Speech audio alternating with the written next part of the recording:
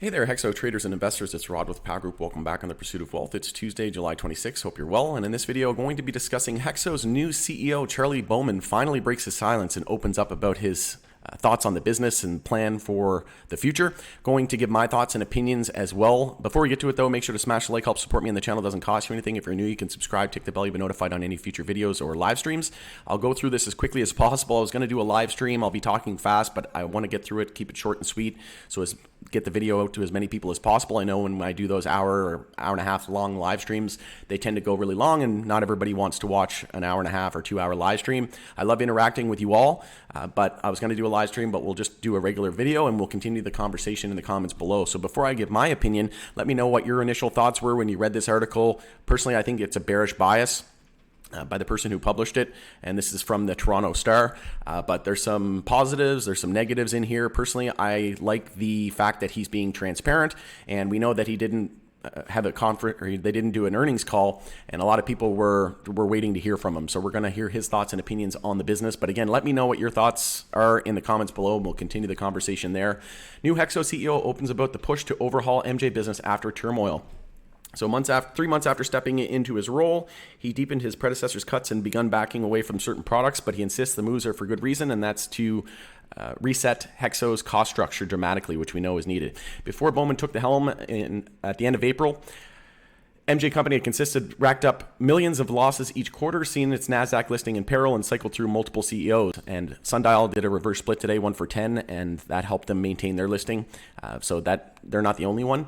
I'm going to touch on that more in a second, but Bowman believes he can put the company on the right track, beginning with a whole new strategy for revenue. And not sure why it took, a lot of people were saying, I can't believe it took 3 CEOs for us to come to this conclusion. I would agree, but he believes that he can put it on the right track. The previous administration said all revenue is good revenue, and that's a bad thing, Bowman said in a call from Colorado. And keep in mind, he is American. All revenue is not good. You need profitable revenue. You need revenue which might not make money today, but it's going to make money in 2 steps. Bowman was the acting COO before becoming the CEO, started his quest for good revenue with cost cutting, a hallmark of his predecessor, Scott Cooper's less than 1 year tenure. He was a Molson Coors executive as well for about 12 years before going to Truss. So he previously ran Truss, which is a joint venture between Molson Coors and Hexo. Last year, he orchestrated a 180-person layoff, which he expected to deliver about $15 million on an annualized basis of savings.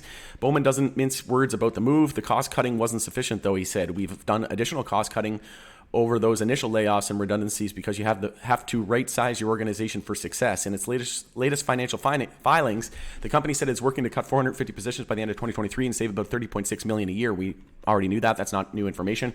Some of the moves have impacted management, which Bowman admits was tough, but to do this effectively, you had to have everybody all in, he added. The cuts have gone beyond personnel. Bowman also dropped products which didn't make any money, with profitable ones. He would not give specifics, though. They said that they're going to be publicizing new plans and goals for the fourth quarter, so we should see that soon. However, he said if there's segments where it's not money to be made, I'm not going to chase false market share or false revenue because it doesn't add anything except cost, and that's what they need to change. The company is currently known for its recreational brands Up, Original Stash, 48 North, Trail Mix, Bake Sale, and Redecan, but Bowman thinks there is room for Hexo to establish itself in personal care, pharmaceutical, and nutritional supplement space. While rivals in the ultra-competitive market push heavily into products with high levels of THC, Bowman said, who held senior jobs at extracts company BGG and Solix Ingredients, sees a potential in minor cannabinoids and could eventually help people with anxiety and variety of illnesses. There's a lot at stake on a personal level. His dad had cancer, and that's kind of why he got into the business, was to help patients with ailments like that. On a business level, many are wondering how much more Hexo can take, though. PricewaterhouseCoopers LLP in 2021 did a review of the business and said that Hexo did not maintain all its material respects, effective internal control over financial reporting, and several factors raised substantial doubt in its ability to continue as a going concern. At one point last year, Hexo was even found non-compliant with the minimum bid price requirement, just like Sundial. They got an extension. I think Hexo will as well, but we'll touch on that in a second. Set out by the NASDAQ market, which could have delisted the company. The pain train is still rolling down the track, said MKM Partners Managing Director Bill Kirk in June, roughly a month into Bowman's tenure. In a note to investors, he said Hexo's adult use pricing in Canada has fallen below last year's wholesale pricing and market share is evaporating, even though they're number 1 in market share. Despite cost cutting and reaching US $211 million deal that could see rival Tilray Brands own a stake in Hexo to be approximately 48%, expenses have increased, Kirk pointed out. Put another way, Hexo's best product isn't commanding the price its worst product could 15 months ago, and its cost structure remains bloated, said Kirk. So again, this is a pretty bearish bias article, if in my opinion, and it's no wonder I saw a lot of people take this the wrong way because it just starts off pretty negative, but there is some positives. I like the fact that he's being honest and telling people what they need to hear, not what they want to hear. I'm a big advocate for that, and not fluffing and smoke and mirrors, right? We need somebody who's honest and transparent, and this is exactly what we're seeing, in my opinion. I respect that. None of this was a surprise to Bowman, though, when he accepted the CEO job. My eyes were wide open. I knew exactly what was going on, he said. That's part of why Bowman's pledged to be transparent with staff through every step of the transformation he's plotting. Some of what they've heard, he's been blunt to the staff, so this is what he's kind of said to staff. There's a chance that our business could be acquired down the road, aka Tilray, and there's also a chance that our business could survive this. But there's also a chance that our business cannot survive it. And I'm seeing a ton of people posting on socials, just posting this part here. There's also a chance that our business cannot survive it. But he also said that they could get acquired, which we know Tilray just bought the convertible notes and could exercise that into 48% of ownership. And there's also a chance that they could survive. So why are people defaulting to this part of it, right? I think it's because of emotions. I think some people say that he shouldn't say that. You know, he's a CEO. That's something a CEO should never say. Everybody's entitled to their own opinion, but personally, keep in mind that this is stuff that he was saying to the staff, and maybe this is going to light a fire under them, and they need to execute. And everybody needs to understand that this is a new burgeoning industry, and it's very, very risky. MJ is the second most riskiest asset class on the planet, next to crypto, and it's still federally illegal in the U.S. Right? There's so much growth. There's still some countries that offer the death penalty for simple possession. Right? So there's a lot of risk here, and he's not downplaying that. And this was reported by the Canadian Press today. And again, he's just being honest. And I like that fact that he's not, how many people have been complaining about what CEOs are saying, they get paid too much and they're just giving all this false hope, and they're cutting down on guidance and things like that because of, promises or, goals that they set out that they didn't hit. So to me, I think it's just any business offers those risks, right? Any business can survive or get acquired or not survive, right? And he's just being completely honest, and I respect that 100%. And I also made a post here. I said, he mentioned that they could survive or get acquired. Why does everybody's brain default to going under? Might it be because of emotions? He's just being honest. Look at Celsius CEO in the crypto space. He said everything was fine for 2 months later, and then filed for he said everything was fine, and then 2 months later filed for Chapter 11 bankruptcy, and retail investors lost over $4 billion. There's always risk and insolvency. There's always risk, and insolvency is the least likely, but always a possibility. Microsoft saved Apple from bankruptcy in 1997, and they aren't selling illegal drugs that are legal in the USA, and some countries offer death penalty for possession. There is a risk with any company, not just Hexo. The same thing could be said about Canopy or Tilray or any company for that matter.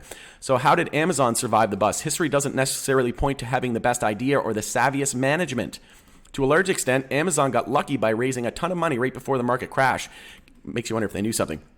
Given the company the cushion it needed to ride out the turmoil in the early 2000s, it's a good reminder that this is important. It's a good reminder that the fate of a high-flying, money-losing startups, and they reference Uber and Snap here, may depend as much on luck as on the skill of their CEOs. And we know that our CEOs in Hexo have been, turning over like crazy. But you have to just wonder, right? I think SSL was one of the best CEOs ever and one of the best MJ entrepreneurs ever, but we've reached a new phase in Hexo, right? And we're getting to that big CPG phase, and I think Charlie could potentially be that void. But we'll have to see, right? There's tons of CEOs in other companies that get fired and things like that, right? Suncor's CEO just got fired. But Bezos biographer Brad Stone explained in 2013 in his book how Amazon came to going bankrupt in the wake. How close Amazon came to going bankrupt in the wake of the 2000 market crash and the dot-com bubble. And then here's the article from CNBC, and I'll just post this. I can post it as well, but essentially CNBC did an article talking about how that could potentially happen. And at one point, Amazon lost more than 90%. It was actually 95% of its value, but long-term investors still got rich, right? So people who didn't emotionally react. And then also, what about Tesla? This is another article here. So Tesla was about a month away from bankruptcy. And I was following Tesla back in 2018. I remember telling my friend when it dropped below $200 pre-split that it was screaming buy. I said I believed in Tesla while everyone else thought they were going bankrupt, and every analyst was telling retail in 2018 that they would never be profitable. Toyota makes more cars in a month than Tesla makes all year. I said I know what I own and I understand the risk versus reward. It's all about risk management, diversification, and portfolio allocation. I own more than just Hexo. I own Hexo, Tilray, my two biggest, MSOS, Kura, right? I have about 12 different positions, mix of picks and shovels, retailers, American operators, Canadian operators, right? ETFs. And then look at this. Celsius owes users more than $4.7 billion after CEO Alex Mashinsky said that everything was fine, right? Everything was fine. Smoke and mirrors, right? Just not telling people that, oh, they could be going under. And then sure enough, they filed for Chapter 11 bankruptcy. And something else to keep in mind as well is that Tilray, in its presentation here, said that Hexo is working with and engaging with strategic conversations with leading CPG players, keyword players.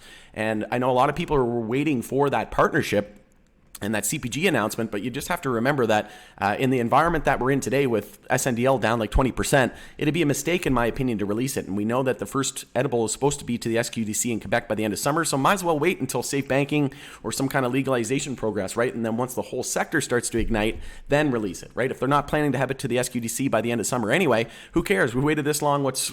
Who cares if we have to wait another few months or even a year at this point, right? We waited essentially almost 2 years.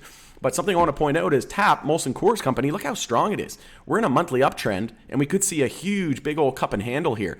Most companies and most stocks right now, even crypto, are in monthly downtrends. And here, TAP is at monthly highs, right? We're testing monthly resistance, and if this cup and handle plays through, we could see $84 on Molson Coors. Why do I bring that up? Because Tilray dropped the deal in beverages with Anheuser-Busch, right? The maker of Budweiser. So why would they do that? And why did we get Molson, like a lot of people are saying, how come Molson Coors didn't step in? How come they didn't buy Hexo's debt? Well, you got to think. Molson Coors put Scott Cooper in there, right, into Trust Beverages. Then he went into Hexo. Was Scott Cooper just there to get the Tilray deal done? I mean, Tilray deal dropped Anheuser-Busch and Budweiser, and we know that they have Sweetwater Brewing Co. They have a distillery now as well, Tilray, and they said they're going to be leveraging Hexo's IP and technology to work together on beverages. So did they no longer need Anheuser-Busch because they were demanding too much money and potential stake in the business when they knew that Molson Coors potentially working with Tilray? Just odd that Scott Cooper got put in there, and then less than a year later, Charlie Bowman gets put in charge, and he's from the United States, right? So that just leaves me to speculate. Again, I'm not saying I know for sure, but was Scott Cooper just in there to facilitate the deal with Tilray? Was Tilray and Redecan and Molson Coors all potentially colluding and working together? I don't know. It's possible. Also, to wrap it up, I did a video on Friday. A lot of people are asking about this, saying yesterday was the day Hexo had to regain compliance. I did a video on Friday, the 22nd, about this NASDAQ extension or reverse split. Remember, Sundial was granted a 180-day extension, and this came out on February 8th, and they had until February 7th. So technically, we should find out today if it's anything similar to this. Hexo should let us know if they got the extension. If not, they already have the approval to do the reverse split. All right, going to end it there. Try to keep the video as short as possible. If you could like the video, I would appreciate it. And again, let me know if you disagree with me, agree with me. We can all disagree and still be friends. We can all agree and still be friends, right? But yeah, let me know your thoughts and comments. I always love hearing everybody's perspectives. And what was your initial thoughts on the article? And after watching this video, has that changed your thoughts in any way? All right, going to end it there. It's Rod with Power Group. Thanks for joining us on The Pursuit of Wealth, and we'll see you in the next video.